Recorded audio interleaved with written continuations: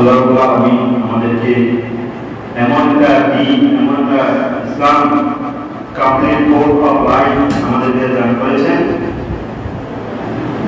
যে বিধান, যে ধর্ম, যে ইসলাম আমাদেরকে একটাই জিনিস শিক্ষা দেয়, সেটা হচ্ছে আল্লাহ রাসূলের ইত্তেবা। আর কিছু নেই, ইসলামের মধ্যে আর কিছুই নাই, একটাই জিনিস শুধু, সেটা হচ্ছে প্রথম হচ্ছে আল্লাহর ইত্তেবা, আল্লাহর অনুসরণ, আর হচ্ছে ইত্তেবা রাসূল সাল্লাল্লাহু আলাইহি ওয়াসাল্লাম, তার রাসূলের আনুগত্য। আপনি দেখবেন আমরা যারা বিরোধী বলি, তারাও এক ঈশ্বরে বিশ্বাসী, তারাও একটা সৃষ্টিকর্তাকে বিশ্বাস করে, কিন্তু তাদের মধ্যে আমাদের মধ্যে পার্থক্য কি? তারা এক সৃষ্টিকর্তাকে বিশ্বাস করে, ঠিক আছে, কিন্তু তারা শেষ নবী মুহাম্মদ রাসূল সাল্লাল্লাহু আলাইহি ওয়াসাল্লামকে বিশ্বাস করতে গেলে তাদেরকে কি মুসলিম বলা যাচ্ছে না। তারা, আপনি হিন্দু কোরআনের মধ্যে দেখবেন তাদের যে সমস্ত গীতা, ত্রিপিটক, তারপরে ভগবত গীতা, এই সমস্ত কিতাবের মধ্যে, তাদের ধর্মীয় গ্রন্থের মধ্যেও রয়েছে লা ইলাহা ইল্লাল্লাহ, ইলাহা ইল্লা ইলাহা পরম, জন্ম পরিবর্তন পর অবিনতি জবিনা মুহাম্মদ।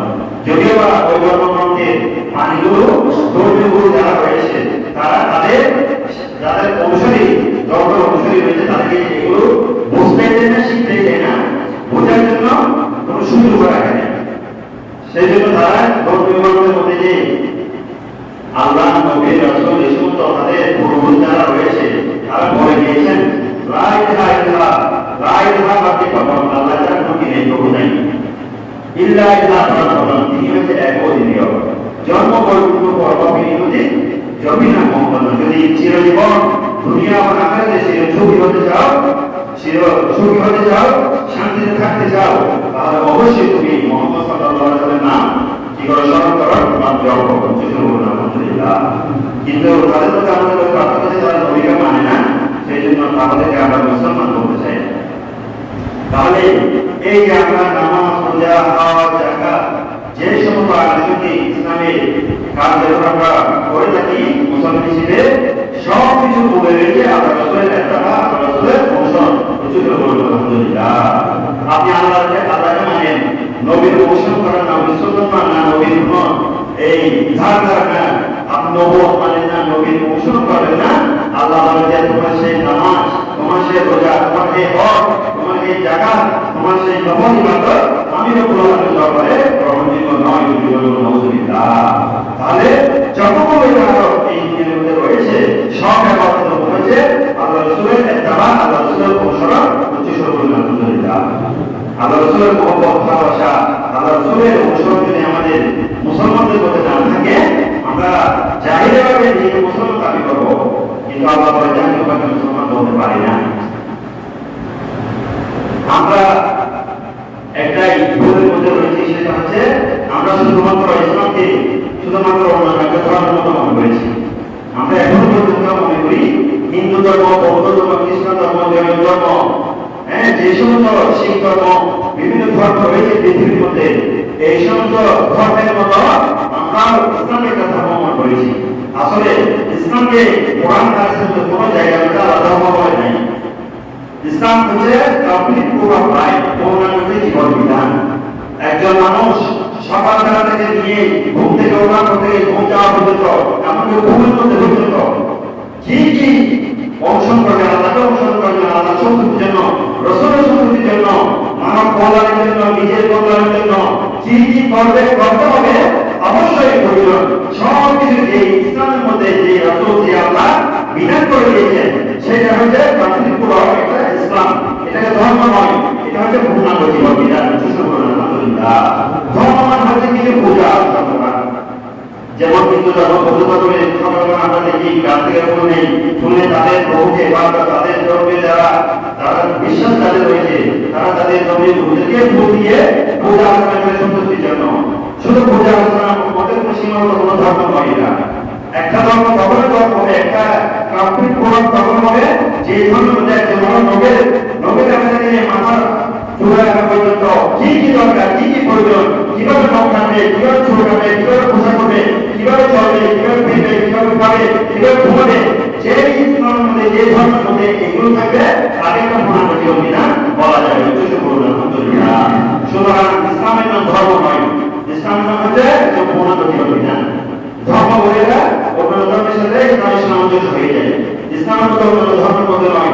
আপনি অন্য ধর্মের গ্রন্থের মধ্যে করে দেখবেন সেখানে তাদের জীবন কিভাবে সেগুলো উল্লেখ নাই, খাবে কিভাবে সেগুলো উল্লেখ নাই, কিভাবে পান করবে, কিভাবে ঘুমাবে, কিভাবে মানুষের সাথে মহাবে করবে, কিভাবে মানুষের সাথে একটা করবে, কিভাবে ব্যবসা করবে, কিভাবে বাণিজ্য করবে, কিভাবে এই দৈনিক জীবন, কিভাবে পারিবারিক জীবন, রাষ্ট্রীয় জীবন, সামাজিক জীবন পরিচালনা করবে, যথাযথ বর্ণনা তাদের ধর্মীয় গ্রন্থের মধ্যে নাই।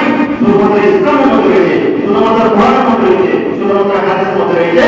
সেই জন্য ইসলাম হচ্ছে কামড়ির পূর্ব পায় আলহামদুলিল্লাহ। সুতরাং আল্লাহ রাসূলের অনুসরণ ছাড়া ইসলামের মধ্যে আপনি পরিপূর্ণ মুসলমান হতে পারবেন না।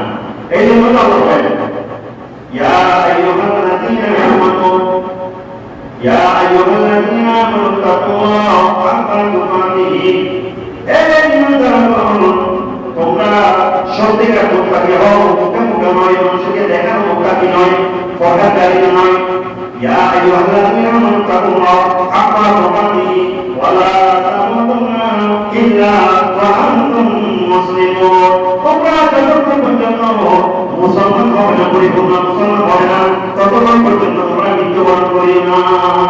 অর্থাৎ এখানে বলা যাচ্ছে মারাত্মক আসার আগে আগে আমাদেরকে পরিপূর্ণ মুসলমান হয়ে যেতে বলতেছেন আল্লাহ। আমরা এখন মুসলমান হতে হবে, আমরা ভাষার মধ্যে আমরা এখন পরিপূর্ণ মুসলমান হতে পারিনি। যখন আমরা পরিপূর্ণ মুসলমান হবো, যখন আমরা ইসলামের কমপ্লিট পরিপূর্ণ ইসলামের যাবতীয় বিধান আমার প্রাত্যহিক জীবনে, আমার সামাজিক জীবনে, পারিবারিক জীবনে, রাষ্ট্রীয় জীবনে, অর্থনৈতিক জীবনে যত আমাদের লেনদেন রয়েছে, প্রত্যেকটা জিনিসের মধ্যে আমার যেমন পরিপূর্ণভাবে ইসলামের পরিপূর্ণভাবে পরিপূর্ণ হবে, তাহলে মনে করবো আমি একজন মুসলমান। আলহামদুলিল্লাহ। তাহলে আল্লাহ আমার রাসূলের অনুসরণ ছাড়া ইসলামের মধ্যে পরিপূর্ণ মুসলিম হওয়া যাবে না। এই জন্য আল্লাহ রাব্বুল আলামিন কোরআনে কারিমে ফরমাতেন قل إن كنتم تحبون الله فاتبعوني يحببكم الله। يا رسول الله, يا حبيب الله, আপনি আপনার উম্মতকে বলে দিন, আপনার উম্মতরা যদি আমি রব্বুল আলামিনকে ভালোবাসতে চাই প্রভু হিসেবে, আর আমি রব্বুল আলামিন আমি আল্লাহর ভালোবাসাও যদি তারা চাই, তাহলে কি করতে হবে? ইয়া আইয়ুহাল্লাযীনা তুহিব্বুনাল্লাহ, আপনার উম্মতরা যদি আমাকে ভালোবাসতে চায়, ইউহিব্বুকুমুল্লাহ, তাহলে আমি রব্বুল আলামিন তাদেরকে ভালোবাসা দিব, তাদেরকে মহব্বত করব। কি করব? মহব্বত করব। কিভাবে? আল্লাহ রাসূল বলেন, আপনি আপনার মধ্যে বলেন যদি আমার ভালোবাসা, আমার মহব্বত, আমার দয়া, আমার মায়া যে, তাহলে ফাত্তাবিউনি, তারা যাতে আপনার অনুসরণ করে। আলহামদুলিল্লাহ। আল্লাহর অনুসরণ, আল্লাহকে মহব্বত, আল্লাহর ভালোবাসা, আল্লাহ নেকের করম, আল্লাহর ভজন করম আমরা তখনই পাবো যখন আল্লাহ রাসূলের, বিশেষ করে আল্লাহ রাসূলের মহব্বত আমাদের অন্তরে লেগে নিব, আল্লাহ রাসূলের ইত্তেবা করব, আল্লাহ রাসূলের সুন্নাত করে আমাদের জীবন গঠন করব। আলহামদুলিল্লাহ। তাহলে আল্লাহ রাসূলের সুন্নাত মোতাবেক চলা ছাড়া, আল্লাহ রাসূলের ইত্তেবা ছাড়া, আল্লাহ রাসূলের মহব্বত ছাড়া, ভালোবাসা ছাড়া এই দুনিয়ার মধ্যে আল্লাহর সন্তুষ্টি কখনোই অর্জন করা যাবে না। আলহামদুলিল্লাহ। যদি আল্লাহ রাসূলের ইত্তেবা করবেন না হতো, যদি আল্লাহ রাসূলের ভালোবাসা অন্তরের জায়গায় করবেন না হতো, আল্লাহ রাসূলের সুন্নাত অনুসরণ করার প্রয়োজন না হতো, আল্লাহ কখনো এই আয়াতের মধ্যে বলতেন যে হে নবী, আপনি আপনার উম্মতকে বলেন তারা যদি আমার সন্তুষ্টি চায়, আমি আল্লাহর ভালোবাসা চাই, তারা যাতে আপনার অনুসরণ করেন। তাহলে অবশ্যই আমাদের প্রত্যেকটা জীবনের প্রতিটা পদক্ষেপের মধ্যে, প্রতিটা কর্মের মধ্যে আল্লাহ অনুসরণ, আল্লাহ রাসূলের সুন্নাত অনুসরণ করতে হবে। আলহামদুলিল্লাহ। তাহলে আমরা যে মুসলমান, আমরা যে নবীর উম্মত আগে বললাম, আমাদের মধ্যে নবীর উম্মতের হিসেবে কয়টা সুন্নাত নবীর সুন্নাত আমাদের মধ্যে আছে? আমরা তো আল্লাহ রাসূলের যেগুলো প্রকাশ্য সুন্নাত, যেগুলো বড় সুন্নাত, সেগুলো আদায় করতে পারি না। ছোটখাটো সুন্নাত যেগুলো আমরা সহজে করতে পারি, সেই সুন্নাত, সেই আল্লাহ রাসূলের অনুসরণ, সেগুলো আমাদের মধ্যে নেই। আমাদের যেগুলো আমাদের সামর্থ্যের মধ্যে যেগুলো রয়েছে, যেগুলো কঠিন, যেগুলো পালন করা আমাদের যে কঠিন হবে আল্লাহ রাসূল বলেছেন, সেগুলো তো নাই, সেগুলো কথা বলছি, কিন্তু যেগুলো আমরা পারবো সেগুলো আমাদের মধ্যে নেই। অথচ আল্লাহ রাসূল সাল্লাল্লাহু আলাইহি ওয়াসাল্লাম বলেন, মান আহাব্বা সুন্নতি ফাকাদ আহাব্বানি ওয়া মান আহাব্বানি কানা মাই ফিল জান্নাহ। হে আমার উম্মত, শুনে নাও, তোমাদের মধ্যে যাদের মধ্যে আমি রাসূলের ইত্তেবা, আমার রাসূলের সুন্নতের অনুসরণ করেছে, যেই ব্যক্তি আমি রাসূলের 1400 বছর আগে থেকে দেওয়া একটা সুন্নাত মুহাম্মদ বলল, একটা সুন্নাত বলল, একটা সুন্নাতকে চিন্তা করলো, দুনিয়ার মধ্যে একটা সুন্নাতকে তার জীবনের মধ্যে অনুসরণ করলো, আমার একটা সুন্নাতকে ভালোবাসলো, বাকালা আহমানি, সেই সুন্নাতকে ভালোবাসে নাই, বলেছে আমি রাসূলকে ভালোবাসি, আমি রাসূলের মুহাম্মদ করেছে, উচ্চস্বরে বলুন আলহামদুলিল্লাহ। অর্থাৎ আমার একটা সুন্নাতকে চিন্তা করা মানে সে আমি রাসূলকে ভালোবাসলো, আমার সুন্নাত মানে কি আমি রাসূলকে ভালোবাসলো। আর কি ওয়া মান আহমানি, যে ব্যক্তি আমাকে ভালোবাসবে, কানা মাই ফিল জান্নাহ, কিয়ামতের ময়দানে যখন 120 কাতার হবে, 120 কাতার মানুষের কাতার হবে, আমরা যারা নামের যারা সাধারণ কম ইমানের দুর্বল ইমানের অধিকারী রয়েছে, আমরা সবাই পিছনের কাতার মধ্যে থাকবো। কিন্তু আল্লাহ রাসূল বলেন, যে ব্যক্তি আমি রাসূলের একটা সুন্নাত কাটে বলল, একটা সুন্নাতকে চিন্তা করলো, কিয়ামতের ময়দানে সে দুনিয়াকে বলে সর্বশেষ কাতারের মধ্যে থাকে, আমি তাকে সেই কাতার থেকে নিয়ে এসে জান্নাতের মধ্যে আমি রাসূলের সাথে রাখবো। উচ্চস্বরে বলুন আলহামদুলিল্লাহ। সে কিয়ামতের মধ্যে 120 কাতারের মধ্যে সবার পিছনে থাকলেও আমি রাসূল ওই আমার উম্মতকে একটা সুন্নাত চিন্তা করার কারণে, একটা সুন্নাত আদায় করার কারণে তাকে শেষ কাতার থেকে নিয়ে এসে প্রথম কাতারের মধ্যে আমি রাসূলের সাথে রাখবো। উচ্চস্বরে বলুন আলহামদুলিল্লাহ। একটা সুন্নাত আদায় করবে, এই যে আল্লাহ বলেন, মান আহাব্বা সুন্নতি ফাকাদ আহাব্বানি, যে ব্যক্তি আমাকে আমার সুন্নাতকে ভালোবাসলো, সে যেন আমি রাসূলকে ভালোবাসলো। ওয়া মান আহাব্বানি, যে আমাকে ভালোবাসলো, কানা মাই ফিল জান্নাহ, কিয়ামতের মধ্যে জান্নাতের মধ্যে সে আমার সাথে থাকবে, তার নাসর তার জান্নাত আমি রাসূলের সাথে পাবো। আলহামদুলিল্লাহ। আর অবশ্যই আমাদেরকে আমাদের যে সমস্ত আমরা যে সমস্ত সুন্নাত আমাদেরকে শিখিয়ে দিয়েছে, সেগুলো আমাদের সমাজ জীবনে, রাষ্ট্রীয় জীবনে, পারিবারিক জীবনে, অর্থনৈতিক জীবনে, প্রত্যেকের জীবনের মধ্যে যে সমস্ত সুন্নাত আলোচনা রয়েছে, আমাদের জানা রয়েছে, ও অনেক কারণে মুখে শুনেছি, সেগুলো অবশ্যই আমাদের পালন করতে হবে। আলহামদুলিল্লাহ। কিন্তু দুনিয়ার মধ্যে সে যদি আমরা রাসূলের সুন্নাত ও অনেক কারণে মুখে শুনেছি, মুখে শুনেছি, হাদিস শরীফ থেকে শিখেছি, এই সমস্ত সুন্নাত সম্পর্কে জানার পরেও আমরা যারা সুন্নাতকে কি করেছি, অগ্রাহ্য করেছি, সুন্নাতকে আদায় করে নাই, সুন্নাতকে যথাযথভাবে আদায় করতে পারে নাই, তাহলে তাদের জন্য কোনো হুঁশিয়ারি বাণী উচ্চারণ করতে পারলাম না। তাদের জন্য কোনো হুঁশিয়ারি কথা বলেছেন। কি বলেছেন?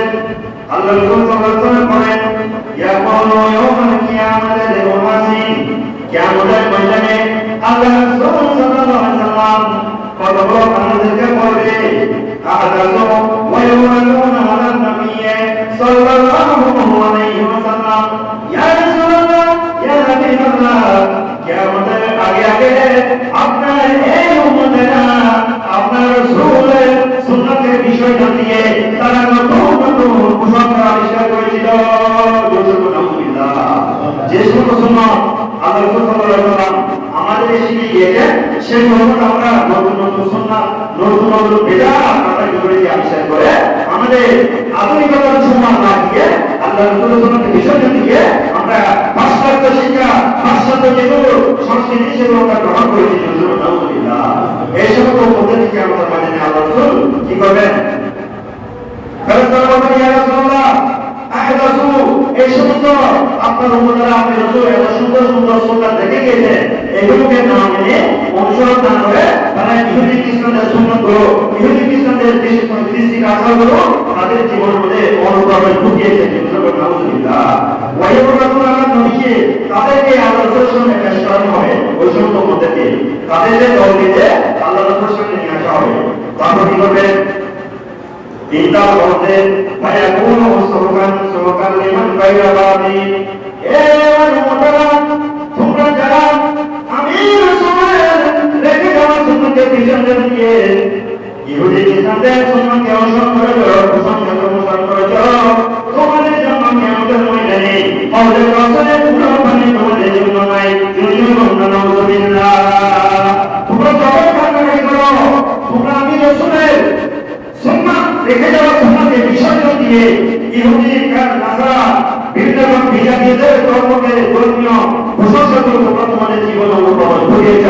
সুতরাং কিয়ামতের ময়দানে তোমাদের গলা একেবারে চলছে গেলেও, আরো সূর্যের তাপে তোমাদের গলা একেবারে শুকিয়ে গেলেও, তোমাদের মগজ সিদ্ধ হয়ে গেলেও তোমাদের জন্য এক ঘোড়া হজরতের পানি নাই। সুতরাং এই হজরতের পান থেকে এই হজরতের কাপড়ের ঘুম থেকে তোমরা অনেক দূরে চলে যাও। সবাই যখন হজরতের পানি পান করার জন্য ডাকবে, তখন এই সমস্ত মানুষ যারা রাসূলের সুন্নতকে আদায় করার সুন্নতকে আদায় করতে পারত, সামর্থ্য ছিল, তবুও সুন্নত আদায় না করে বিজাতীয় সংস্কৃতিগুলো তার জীবনের মধ্যে অবলম্বন করেছে। তাদেরকে কিয়ামতের ময়দানে কওলে রাসূলের আশীর্বাদ থেকে, পূর্ব থেকে আশীর্বাদ থেকে তাদেরকে তাড়িয়ে দেওয়া হবে। তাহলে আমাদেরকে আল্লাহ রাসূলের সুন্নাহ যথাযথভাবে আমাদের জীবন মধ্যে অনুভব করতে হবে, আদায় করতে হবে, পালন করতে হবে। আল্লাহ রাসূলের অবসর কথা বলছি, সকল আলহামদুলিল্লাহ। এই জন্য আল্লাহ রাসূল সাল্লাল্লাহু আলাইহি ওয়াসাল্লাম আমাদেরকে শিখিয়েছেন প্রত্যেকটা গান সময় আমাদেরকে বিসমিল্লাহ বলে করতে হবে। প্রত্যেক ভালো কাজ শুরু করার আগে আল্লাহ রাসূল সাল্লাল্লাহু আলাইহি ওয়াসাল্লাম উম্মতকে শিখিয়ে গেছেন, তোমরা সকল কাজ ভালো কাজ করার সময় আল্লাহর নামে শুরু করবে। আলহামদুলিল্লাহ। আমরা তো আল্লাহর নামে করি না, সেজন্য আমাদের কাজটা পরিপূর্ণ হয় না। অনেকে বলে আমি তো কাজ শুরু করলাম, এই কাজটা হলো না, অনেকের মধ্যে শেষ হয়ে গেল। আপনি ইয়াকিন এবং বিশ্বাস নিয়ে একটা ভালোবাসা শুরু করে দিলে, আল্লাহর নাম নিয়ে বিসমিল্লাহ বলে শুরু করে, অবশ্যই এই কাজের প্রতি আল্লাহ বরকত দিবেন, এটা পরিপূর্ণ হবে। আলহামদুলিল্লাহ। এই জন্য আল্লাহ বলেন কুল্লু আমরিন যিবালিন লাম ইউতা বিসমিল্লাহি ওয়া হুয়া আবদাহু। যে সমস্ত ভালো কাজ আল্লাহর নামে শুরু করা হয় না, সেই সমস্ত ভালো কাজ লেখা হয়, অর্থাৎ অসম্পূর্ণ হয়। আলহামদুলিল্লাহ। যে সমস্ত হাদিস, যে সমস্ত ভালো কাজ আপনি বিসমিল্লাহ বলে শুরু করবেন না, সেই সমস্ত ভালো কাজ লেখা হবে। লেখা মানে আল্লাহ রাসূল বলেছেন অসম্পূর্ণ হওয়া। আপনি দেখবেন যে সমস্ত বস্তুদের লেজ আছে, তাদেরকে লেজ না থাকলে দেখতে অসম্পূর্ণ লাগে, সুন্দর লাগে না। আমাদের লেজ নাই, কিন্তু আমাদের লেজ হলে সুন্দর লাগবে না। কিন্তু কুকুর, গরু, ছাগল, বানর যে সমস্ত তাদের লেজ রয়েছে, তাদের যদি লেজ না থাকে তাদের সুন্দর লাগবে না। তেমনিভাবে আল্লাহ রাসূল বলেন যে সমস্ত ভালো কাজ শুরু করার আগে তোমরা বিসমিল্লাহ বলবে না, তোমাদের সেই কাজটা পরিপূর্ণ হবে না, লেজ কাটা হবে, অসম্পূর্ণ হবে। আলহামদুলিল্লাহ। সেই জন্য আল্লাহ রাসূল সাল্লাল্লাহু আলাইহি ওয়াসাল্লাম একজন সাহাবী, মুহাদ্দিসরা বলেন এই সাহাবী ছিলেন একজন মুনাফিক। কি ছিলেন? মুনাফিক। উনি বামহাতে খাবার খাচ্ছেন, পানি খাচ্ছেন, বামহাতে পানি পান করছেন। আল্লাহ রাসূল বলেন, হে অমুক, তুমি বামহাতে কেন পান করছো? আল্লাহ রাসূল রাগান্বিত হয়ে যায়, তুমি ডান হাতে পান করো। তখন ওই মুনাফিক বললেন, উনার একটু জ্ঞান মধ্যে একটু মধ্যে রাখলেন, একটু অহংকার চলে আসলো। সবার সামনে যখন এই কথা বলেন আল্লাহ রাসূল, সেই জন্য মুনাফিক কিন্তু সাহাবায়ে কেরামদের কোনো ভুল হলে ভুল করে আল্লাহ রাসূলের সাথে সাথে তাদেরকে সম্বোধন করেন, তারা খুশি হতেন। মুনাফিক যারা রয়েছে তাদেরকে যদি কিছু বলতো, তারা উপরে আল্লাহ রাসূলের সামনে এক ভেদ দাঁড়িয়ে করতো, কিন্তু উপরে আল্লাহ রাসূলের সাথে শত্রুতা। ওই মুনাফিককে যখন বলে তুমি বাম হাতে পান করছো না, তুমি ডান হাতে পান করো, সে অহংকার বশত বলল আমি ডান হাতে খেতে পারি না, আমাকে বাম হাতে খেতে হয়। আলহামদুলিল্লাহ। সে মুনাফিক বলল। তখন আল্লাহ রাসূল বললেন, তোমাকে তো ডান হাতে খাওয়ার সুন্নাত রয়েছে, তবুও তুমি বাম হাতে পান করছো। সে তখন আল্লাহ রাসূল বললেন, তোমাকে ডান হাতে পান করতে দিচ্ছি না, তোমার অন্তরের অহংকার। আলহামদুলিল্লাহ। তুমি মানুষের সামনে নিজেকে ছোট হয়ে যাবে, সেই বইয়ে মানুষের সামনে তুমি ছোট হয়ে যাবে, সেই জন্য তুমি অহংকার বশত আমি ডান হাতে পান করতে বলছি, সেই জন্য তুমি ডান হাতে পান না করে বাম হাতে যাচ্ছ। আলহামদুলিল্লাহ। তোমার অন্তর মধ্যে আমি শয়তানের একটা আসল, শয়তানের একটা বৈশিষ্ট্য পাওয়া যাচ্ছে, শয়তানের একটা বৈশিষ্ট্যে জ্ঞান বন্ধ হওয়া যাচ্ছে। আলহামদুলিল্লাহ। সেই জ্ঞানটা হচ্ছে অহংকার। যে অহংকারের কারণে শয়তান হাজার হাজার বছর ইবাদত করার পরেও সৈয়দুল মালাইকা ফেরেশতাদের সঙ্গে করিও সেই জাহান্নামের ইহল অভিবেশ হয়ে গেল মারাউন হয়ে গেল লানত প্রাপ্ত হলো। তোমার মধ্যে সেই অহংকারটুকু দেখতে পাচ্ছি আলহামদুলিল্লাহ। অতএব তুমি সাবধান হয়ে যাও, এখন থেকে সাবধান, তুমি ডান হাতে করবে, ডান হাতে কাজ করবে, বলছি আলহামদুলিল্লাহ। এই জন্য আল্লাহ সুবহানাহু বলেন কান নবী সাল্লাল্লাহু আলাইহি ওয়াসাল্লাম ইউজিবুল কায়ামু বিতাআতুহি ওয়া তারাকুহি ওয়া কুহুরিহি ওয়া শানিহি। আল্লাহ রাসূল সাল্লাল্লাহু আলাইহি ওয়াসাল্লাম যে ওনার বাস্তবিক জীবনের মধ্যে যে সমস্ত কাজ করতেন প্রত্যেকটা কাজ তিনি ডান হাত থেকে ডান দিক থেকে শুরু করতেন। আলহামদুলিল্লাহ। তারা উনি তিনি জুতা বর্জন করার সময় সর্বপ্রথম ডান পা দিয়ে জুতা বর্জন করতেন। আমরা তো বের হয়ে আগে বাম পা দিয়ে আমরা নিজেও জানি না বাম পা করে দিই। অথচ একটা সুন্নাত রয়েছে মসজিদের মধ্যে ঢুকলেও ডান পা দিয়ে আসসালামু আলাইকুম ইয়া রাসূলুল্লাহ, আসসালামু আলাইকুম ইয়া রাসূলুল্লাহ, আল্লাহুম্মা ইন্নী আসালুকা আল্লাহুম্মা তাআলা আবু বকর বলে ডান পা দিয়ে সালাম দিয়ে ঢুকতে হবে। বের হওয়ার সময় আসসালামু আলাইকুম ইয়া রাসূলুল্লাহ বলে আল্লাহুম্মা ইন্নী আসালুকা মিন ফাদলিকা বলে বাম পা দিয়ে বের হবে। কি পা দিয়ে? বাম পা দিয়ে বের হবে। বের হয়ে জুতা বর্জন করবে ডান পা দিয়ে। আগে বাম পা দিয়ে বের হয়ে যাবে, কিন্তু আমরা ডান পা দিয়ে বের হয়ে গেছে, আগে জুতাটা বাম পা দিয়ে পরিধান করে দিই। এটা সুন্নতের দরকার। সুন্নাত হচ্ছে প্রথমে আপনি ডান পা বাম পা দিয়ে বের হবেন, ঠিক আছে, কিন্তু জুতা বর্জন করবে আগে ডান পা দিয়ে। এটা হচ্ছে আল্লাহর রাসূলের সুন্নাত। তারা তিনি যখন কি করতেন জুতা বর্জন করতেন তখন ডান পা দিয়ে বর্জন করতেন। ও তারা উনি যখন গুনাহটা গুনাতে যায় সর্বপ্রথম উনার ডান পা দিলাতে ডান পায়ে কলমটা রেখে দেন। আলহামদুলিল্লাহ। আপনি গাড়ি করতেছেন, গাড়ি ওঠার সময় আগে ডান পা দিবেন। ডান পা দিয়ে ওঠার সময় আল্লাহ রাসূলের যা পাহাড়ের মধ্যে ঘোড়ার মধ্যে গাধার মধ্যে উঠের মধ্যে ওঠার সময় আগে ডান পা ব্যবহার করতেন। এরপরে উনি যখন উঁচু করতেন উঁচু করার সময় তিনি আগে ডান দিক থেকে শুরু করতেন। ডান দিক থেকে আপনি যে কোনো কাজ করার সময় ডান দিক থেকে আল্লাহ যে কোনো ভালো কাজ করার সময় ডান হাত ব্যবহার করতেন। এখন আমরা তো সবসময় বাম হাত আগে চলে আমাদের, সেই জন্য বরকত কমে গিয়েছে। আল্লাহ রাসূল সুন্নাতকে বিষয়টা দিয়েছি আমাদের ঘর থেকে আমাদের ব্যবসা বাণিজ্য লেনদেন চলা টাকা ওঠা বাজার সব জায়গা থেকে আমাদের বরকত পেয়েছে। আলহামদুলিল্লাহ। তাই ওয়াশানিহি ওয়াকুল এবং ওনার প্রাত্যহিক জীবনের মধ্যে প্রত্যেকটা কাজ উনি ডান হাত দিয়ে ডান দিক দিয়ে আদায় করতেন। আলহামদুলিল্লাহ। আমরা তো খাবার খাওয়ার সময় আগে কিছু খাওয়ার সময় ডান হাতে বাম হাতে দিই। খাবার খাওয়ার সময় পাশ্চাত্য সংস্কৃতি আমাদের মধ্যে উপর ঢুকিয়েছে। ওনারা শিখেছেন বাম হাতে খাওয়ার স্ট্যান্ডার্ড, অথচ স্ট্যান্ডার্ড হচ্ছে সুন্নাত হচ্ছে আধুনিকতা হচ্ছে ডান হাতে খাওয়া। আলহামদুলিল্লাহ। তারা আমাদেরকে শিখিয়েছে ভালো খাবার কিছু প্লেটের মধ্যে রেখে দিতে হবে। এগুলো হচ্ছে অপসংস্কৃতি। আমরা বলছেন রাজপথ থেকে তোমরা বসে করি না ইনকাম মোবাইল দেখা নাই হওয়ার সাহায্যে নিচে নিচে অপসংস্কৃতি এটা শরীরে প্রায় তোমরাও বসে করি না। তারা আমাদেরকে শিখিয়েছে তোমরা খাওয়ার পরে প্লেটের মধ্যে রেখে দেওয়া এটা হচ্ছে ভদ্রতা আধুনিকতা। অথচ আল্লাহ বলতেছে যে অভদ্রতা সেটা হচ্ছে অনানুষ্ঠানিক আধুনিকতা, এটা হচ্ছে অপসংস্কৃতি, এটা হচ্ছে ইহুদি কাজ নাসারাদের কাজ। আলহামদুলিল্লাহ। সেজন্য আমরা খাওয়ার সময় প্লেটকে বর্তকে ছেড়ে ছেড়ে খাওয়া এটা ছাড়া সুন্নাত। বিজ্ঞানীরা বলছেন সুন্নাত রাসূল ও আধুনিক বিজ্ঞান যারা আল্লাহ রাসূলের সুন্নাতকে নিয়ে গবেষণা করেন তারা বলছেন প্লেটের মধ্যে সমস্ত খাবারের যে নির্যাস যে ভিটামিনগুলো রয়েছে চুলের মাধ্যমে খাবারের মাধ্যমে ওই ভিটামিনগুলো নাকি প্লেটের তলার মধ্যে লেগে থাকে। সমস্ত সার নিচে থেকে নিচের দিকে চলে আসে চুলের সাথে। যখন একটা বাচ্চা যখন ওই প্লেট চেটে চেটে খাবে খাবারের যত ভিটামিন রয়েছে যেগুলো তলার মধ্যে লেগে আছে সেগুলোকে তার পেটের মধ্যে ডুবে যাবে। আলহামদুলিল্লাহ। আর এগুলো আমরা শিখেছে তোমরা খাবার পর প্লেটের মধ্যে কিছু রেখে দাও, এটা হচ্ছে অভদ্রতা। অথচ আল্লাহ বলছেন সেটা হচ্ছে অভদ্রতা। আলহামদুলিল্লাহ। তাহলে আমরা প্লেটকে চেটে চেটে খাবো, আমরা প্লেটের মধ্যে রেখে দিব না। পেটের মধ্যে খোলা থেকে আমরা অভদ্রতা বজায় জন্য কিছু কাপড়ের মধ্যে রেখে দিব না, সেটা হচ্ছে অভদ্রতা। সেই জন্য আল্লাহ রাসূল বলেন লা ইয়াকুলু আহাদুকুম বিশিমালিহি, তোমাদের কেউ যেন বাম হাতে ভূমিকা না খায়। ডাইরেক্ট কোন বুঝে লা ইয়াকুলু আহাদুকুম বিশিমালিহি, আমার উম্মতের মধ্যে কেউ যেন ভুলে দিয়ে কিছু না খাই তাহলে কি হবে? ওয়ালা ইয়াশরাবু বিশিমালিহি, আমার উম্মতের মধ্যে কেউ যেন তার বাম দিয়ে কেউ পান না করে, না খায় এবং পান না করে, কি হবে?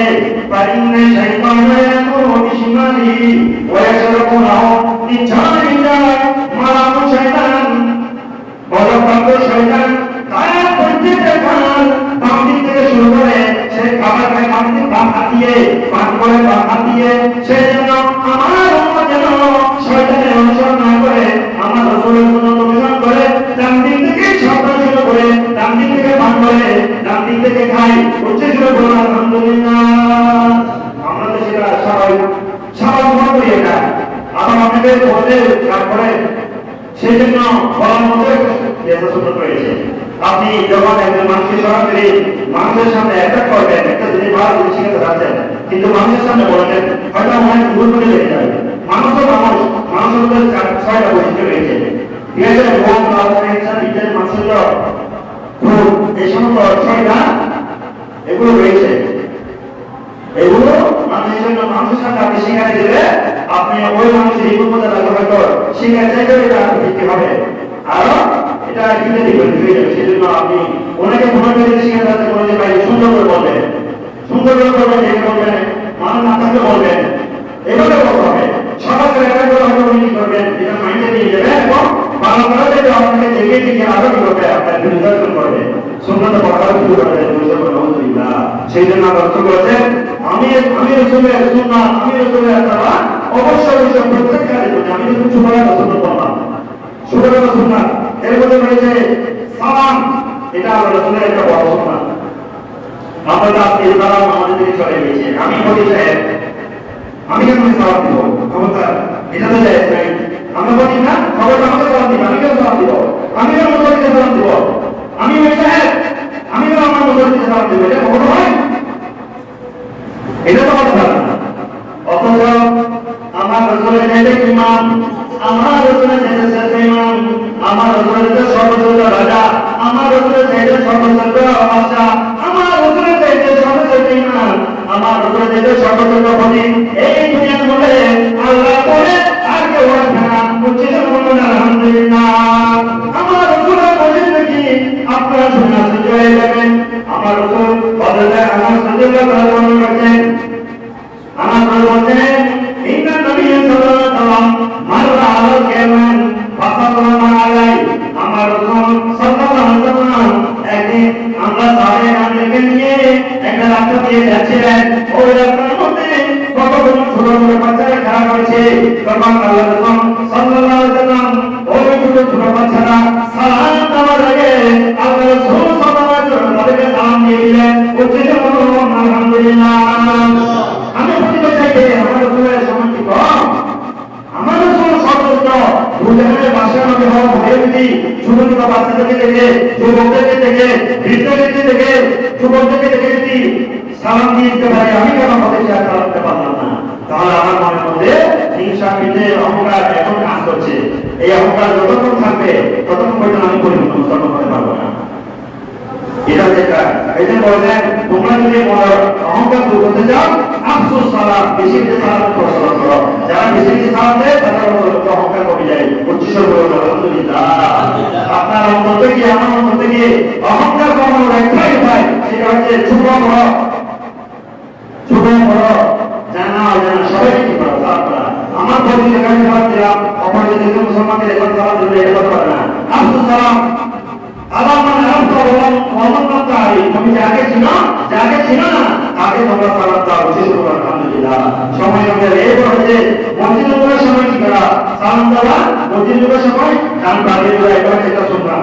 তারপর দান করার সময় ডান খাটিয়ে নেওয়া, বিসমিল্লাহ খাওয়া, এবং তিন করে খাওয়া।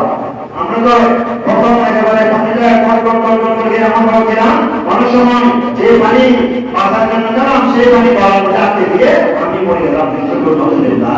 আল্লাহ থাকতো তিনটু করে দিয়ে গেলাম, দেখে যদি খেতাম তাহলে ওই গ্লাসের মধ্যে ভিতরে আছে কিনা, মশা আছে কিনা, যে জীবাণু আছে কিনা, সে ভয় কিনা আমি আল্লাহ রসুল যদি আমাদের আদায় হতো, তাহলে অন্য কোনো কিছু আমরা ফেলে করতে হবে। আমি যে দেখলাম না আল্লাহ সুবহানাহু আমরা সুবহান করার সময় সর্বপ্রথম পানি করে দেখতেন, তারপরে বিসমিল্লাহ বলতেন, তারপরে তিনটু করে গেলেন, উচ্চ বলুন আলহামদুলিল্লাহ। তিনটু করে কাজ কোনো সমস্যা নাই। আপনার যদি পানি তৃষ্ণা বেশি লাগে প্রথমে তিনটু পানি করে সামনে সেকেন্ড বিসিকে প্রায় মিনিট করে করো, আবার তিনটু করে কাজ এভাবে না। কিন্তু প্রথম করার মধ্যে একেবারে কন্ট্রোল করে দিয়ে না বলার কথা তিনি বলে আলহামদুলিল্লাহ। এরপর হচ্ছে কি ঘরের মধ্যে তোমার সাথে সালাম দিতে হবে। ঘরের কোনো মধ্যে রুমের মধ্যে মানুষ থাকুক না থাকুক প্রত্যেকের ঘরের কোনো সময় বিসমিল্লাহ আসসালামু আলাইকুম ওয়া রাহমাতুল্লাহ তারা ঘরের মানুষ তারা জবাব দিবে, আর যারা নাই তারা ফেরেশতা থাকে না।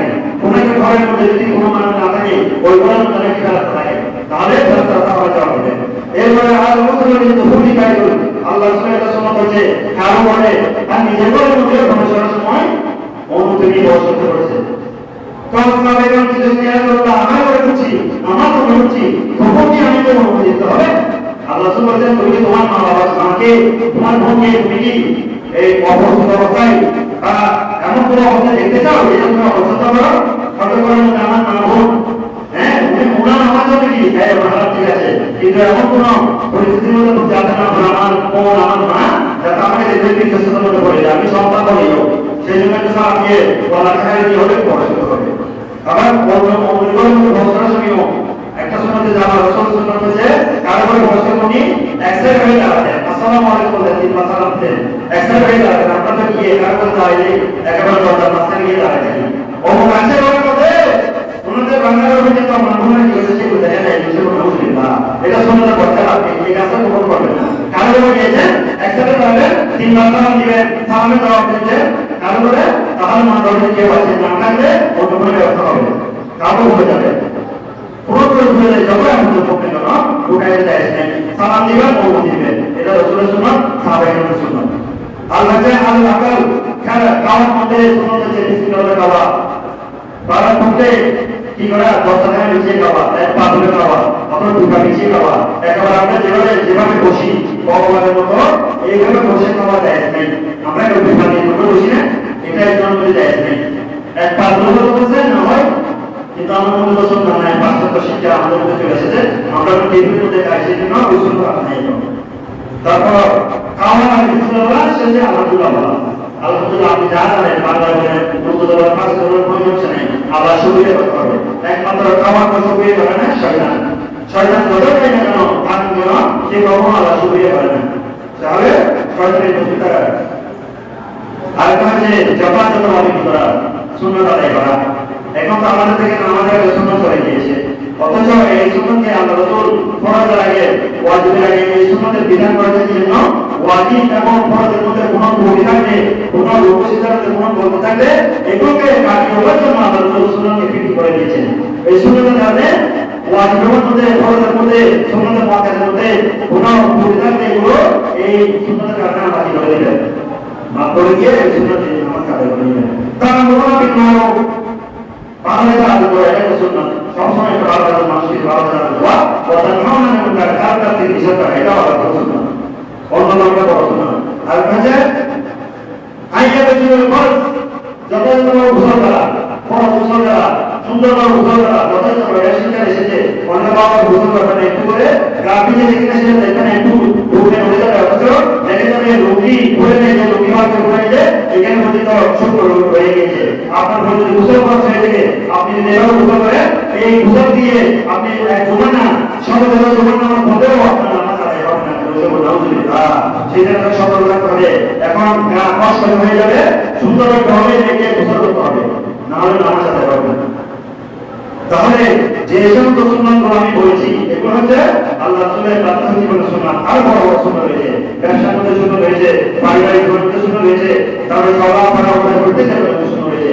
আমরা যদি আল্লাহ রাসূলের প্রকৃত দাবি করে থাকি, আল্লাহর ভালোবাসা পেতে চাই, আল্লাহ রাসূলের সুন্নাত হবে, আল্লাহ রাসূলের অনুসরণ করলে অটোমেটিক আল্লাহ আমাদেরকে ভালোবাসবে, আল্লাহ আমাদের জান্নাতের পথ সুগম করে দেবেন। এবং আল্লাহ আমাদেরকে আল্লাহ রাসূলের সুন্নাত যথাযথভাবে আমাদের